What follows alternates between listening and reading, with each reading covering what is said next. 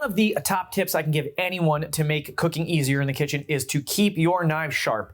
So in this video, I'm going to show you 3 popular ways to sharpen your knives. So you're going to leave this video feeling confident how to sharpen your knives and know which system is going to be best for your needs. So the first way that I'm going to show you how to sharpen a knife is definitely the fastest way. There is no faster way. It's going to be with one of these pull-through sharpeners. So this pull-through sharpener has 2 settings for a standard Western style knife or an Asian style knife. Most of the knives you're going to have in your kitchen are going to be these Western style knives that's going to have a nice rocking edge on the blade. So we're going to go on that side. And this is really, really simple. I'm not going to overcomplicate it. You pull it through on the coarse side about 5 times. You pull it through on the fine side 10 times, and it's a little sharper than you started. It's never going to get super razor sharp, but in a pinch, nothing is better.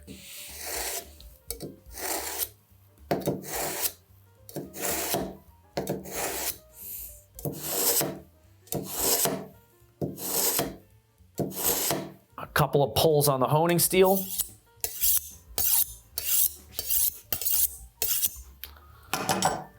And this baby is good to go, sharper than it was before.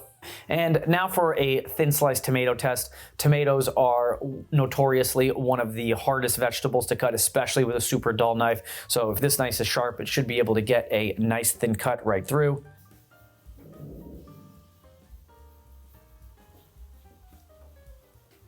I mean, it's about as thin as you can get. So even though this was a cheap and fast and easy way to do it, it still works. Now let's check out the Whetstone. With the Whetstone, you can get a way sharper edge. It needs a little bit of skill, so let's get into that and I'll show you how I do that. So now this is a Whetstone, so this is a very traditional way of sharpening knives. This set I've had for quite some time, and it's got 3 sides on it, so 3 different coarsenesses that goes all the way from coarse to fine. The first step in using this is taking it and soaking it in water for 5 to 10 minutes. This is going to make sure that the stone is wet and gives a nice smooth surface for the knife to drag. It almost adds like lubrication to the stone. So we're going to let this sit for about 5-10 minutes and then we'll sharpen our knife. So to set up, I'm going to take the Whetstone and I'm going to put it on top of a towel. We're going to be putting water on the knife while we're sharpening it, so it's just going to make a lot of water everywhere. So this helps kind of keep everything dry so you don't make a big mess. I also like to keep the bucket of water, the container of water, right next to me. So as I'm sharpening it, I can dip the knife in there to help clean it off and also just add some other moisture to the knife. The hardest part about this is keeping the same angle on the knife the whole time. The sharpening system where we were pulling it through, that kind of keeps the thing the same the whole time. So this is super variable because I can tip the knife all the way up or here. The way I like to visual it and the way someone told me one time is visualize a matchbook underneath. So think about like a book of matches and the angle that would be on, and I just try to fit that right underneath. So all I got to do is pull this right towards me. As I'm pulling it, I like to keep my fingers over the edge of the knife. That's going to keep equal pressure along the whole knife. And I'll pull all the way down, trying to get the whole side of the blade.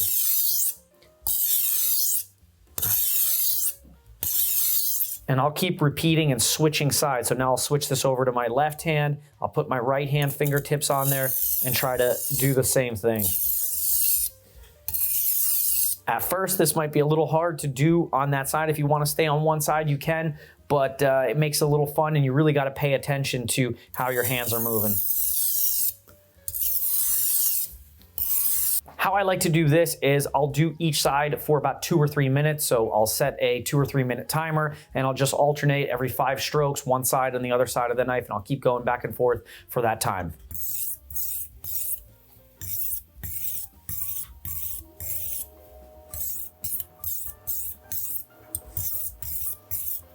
If this starts sounding and feeling a little dry, this set comes with this little bottle of water right here. I put the water in there myself, and I'll just wet the stone and do the same thing. After the time is up, I'll take the knife and I'll dip it inside my water here just to rinse off any of the metal filings. We're gonna flip this over to the medium side, and we're gonna do the same thing. We're gonna get the stone a little wet. The knife's already clean. We're gonna set our timer. And now we're doing the same thing.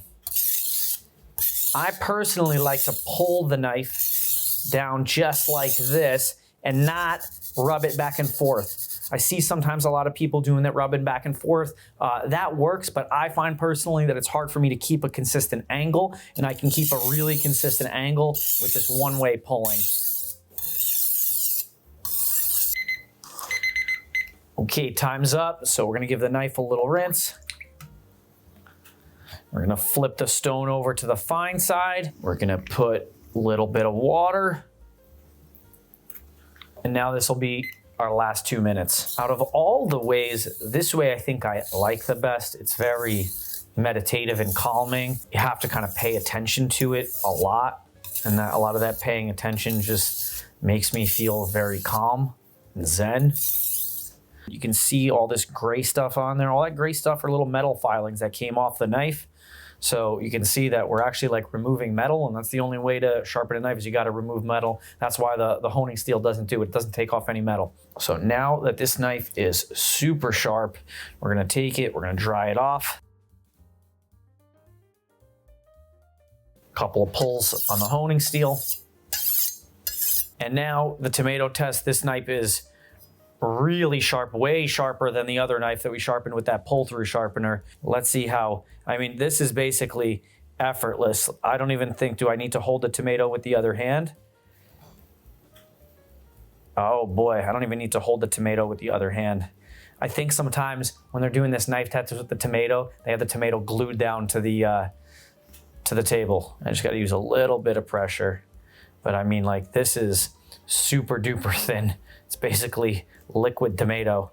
That's as thin as we possibly can get. But let's see if I can get a, there we go.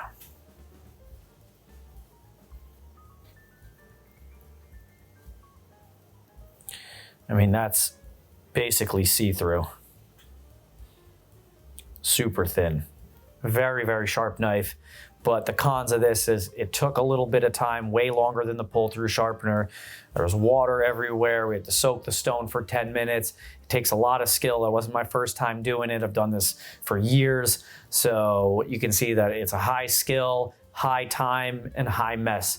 Let me show you probably the best way to sharpen a knife. It doesn't take as long. You don't have to use any water or anything like that. And the skill is very low. So let me show you this knife sharpening system. So now we got this work sharp sharpeners.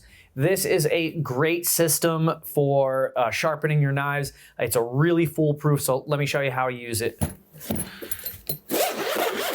So first it comes in this handy dandy carrying case. It's all very neat. So the sharpening part clicks right down to that base. It has some adjustments based upon the style of knife you're using. So we're using the Western knife, so we're gonna put it on the 20 degree. If I was doing one like a Santoku or like an Asian style knife, I'll drop it down to the 15, but here we're gonna stick with the 20. This is the piece that holds the knife. So the knife goes right in there. And with every knife, you're trying to find this kind of like middle balance point. I'll know if I have to adjust it once I get it in, so I just screw it in there. So now the knife clicks right into place, and it's got a magnet that holds everything in, so it just slides right in. And now this is being held really securely. So it comes with these little arms that have different coarsenesses on them. This knife doesn't have to have any like reshaping or anything. So the really low grit one, the really coarse stuff that's really gonna take off a lot, like that we would need for reshaping, we're not gonna use that. So this thing goes up from 220 all the way to 400. We're gonna start where this one leaves off. So we're just gonna do two. We'll do a little bit with the 600, a little bit with the 800, and then we'll use the ceramic edge to finish it off. So this just clicks right into, there's a little hole underneath here, and that just clicks right into place. We'll start off with the coarser one. So we'll go to the 600. And now really simply, I'm just gonna take this and just rub it back and forth. And as I'm rubbing it back and forth, I'm gonna pull it along the knife.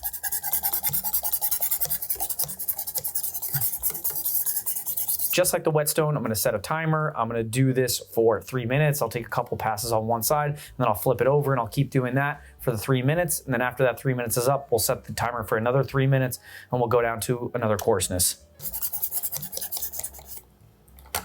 After taking a couple passes, I'll pull it out, and when I always grab the knife, I either grab it from the handle. Got to make sure that you're never grabbing it from the blade or around the blade. So I'll either grab it from the handle, or even better, right from the holder. We'll pull that out, we'll flip it over,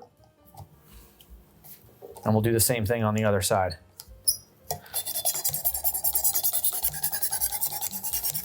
So now after the 2 or 3 minutes, I'm gonna take this, I'm gonna bump this to 800, so a little bit finer. We can even just start right on this side. And I'm gonna do the same thing. I'm just gonna pull this back and forth over the knife. You can see that this is a little mindless. I really can't mess up no matter where I put it or which way I go on it. I don't even have to move it up and down. I can just kind of drag it along this way, and that knife edge will be exactly the same every single time. So this might cost a few bucks more, but I'll tell you this is gonna save you a lot of time and headaches. And if I wanted to get a little bit more length, I take this little rubber stopper, I move it down a little bit, and now I can work it a little longer.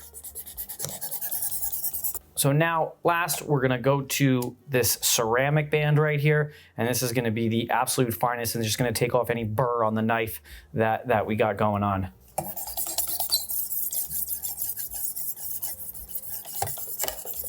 So you can see all this is just metal that was removed from the knife. So you can see this removed a decent amount of metal.